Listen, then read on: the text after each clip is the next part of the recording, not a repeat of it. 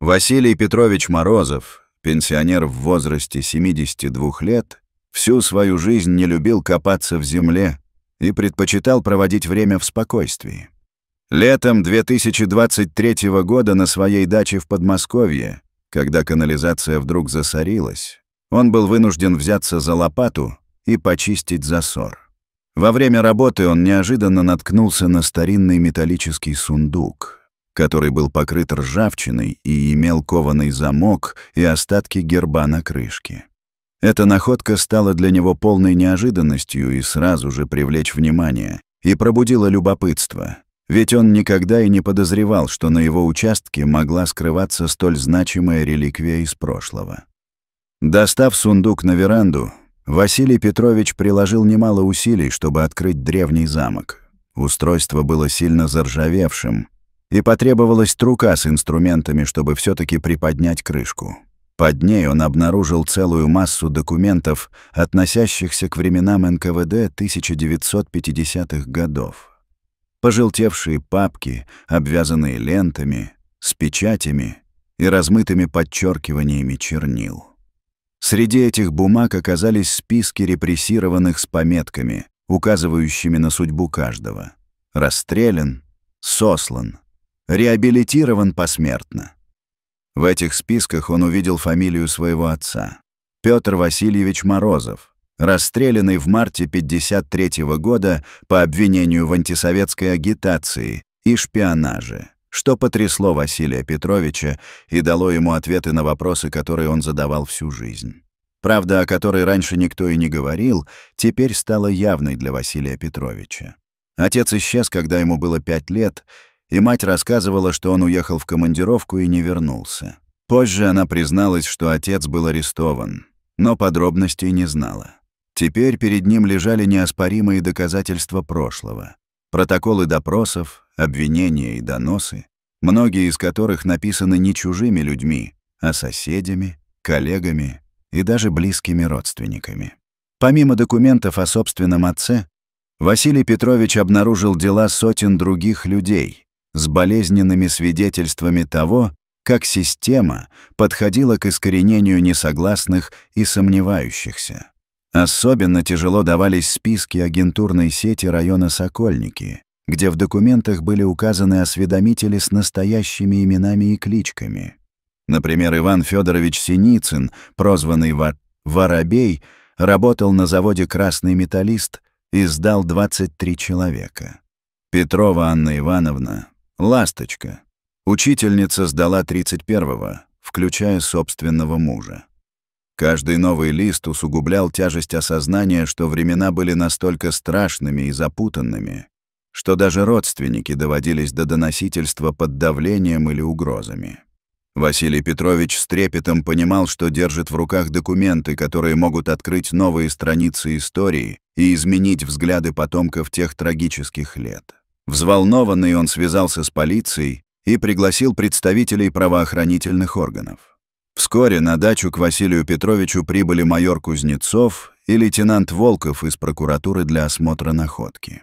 Документы проверили с пристальным вниманием, и было подтверждено, что перед ними оригинальные архивы НКВД. Такой архив считался утраченным, и его возвращение могло стать одним из важнейших исторических открытий последних десятилетий. Документы могли перевернуть представление людей о судьбах многих семей, особенно учесть, что среди упомянутых в них родственники чиновников, депутатов и высших лиц. Информация о находке моментально распространилась, вызвав широкий интерес СМИ. Василий Петрович столкнулся с наплывом журналистов, жаждущих подробностей и комментариев. Однако вместе с популярностью пришли и серьезные проблемы. К нему начали поступать угрозы и попытки давления со стороны влиятельных лиц. Адвокат, представляющий интересы этих семей, предложил $500 000 в обмен на отказ от публикации и признание документов поддельными. Отказ Василия Петровича вызвал волну административных и личных преследований, проверки дачи, налоговые доначисления и давление через правоохранительные органы.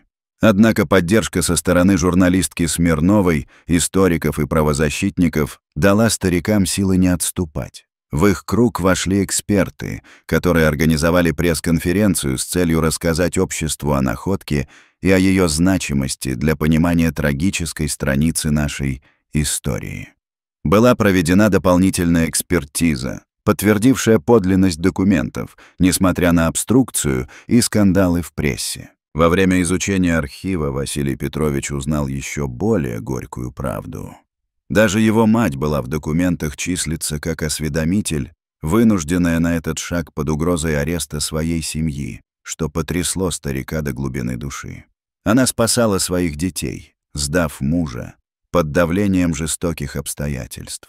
Эта всесторонняя правда была для него болезненной, но он твердо решил не скрывать ее и обнародовать всю информацию, невзирая на личные драмы и общественный резонанс.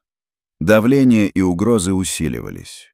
Неизвестные представители служб безопасности приходили к нему домой, предупреждали о необходимых мерах предосторожности и предлагали уехать на время для безопасности. Несчастный случай на дороге подтвердил, что попытки устрашения переходят в более опасную плоскость. Автомобиль намеренно пытался сбить пенсионера. Василий Петрович сделал вывод, что не может оставаться в одиночестве, и принял предложение редакции о защите и временном убежище. Общественная реакция на попытку расправы была впечатляющей. Прошли митинги, акции поддержки, обращения известных писателей и общественных деятелей. Василий Петрович стал символом борьбы за историческую правду, а редакция получила огромное число писем от людей, чей жизненный путь был так или иначе затронут событиями репрессий. Он осознал масштаб своей находки. Она важна для тысяч семей, жаждущих ответов и справедливости. Появился неожиданный поворот. Сын одного из самых известных осведомителей, Иван Федорович Синицын, директор школы, пришел с предложением к Василию Петровичу поддержать публикацию, несмотря на страхи за собственную репутацию и возможные последствия. Его искреннее признание и готовность принять правду вдохновили многих потомков других осведомителей и репрессированных на аналогичные шаги, что стало переломным моментом в общественном восприятии открывшихся фактов. Отношение в высших кругах начало изменяться. Депутат Соколов, пытавшийся всячески скрыть правду, оказался в изоляции и был вынужден лицом к лицу столкнуться с общественным осуждением.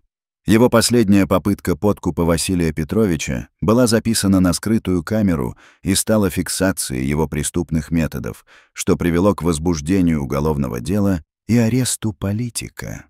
Это событие явилось яркой победой исторической справедливости, даже если сам Василий Петрович продолжал ощущать глубокую скорбь из-за невозврата отца.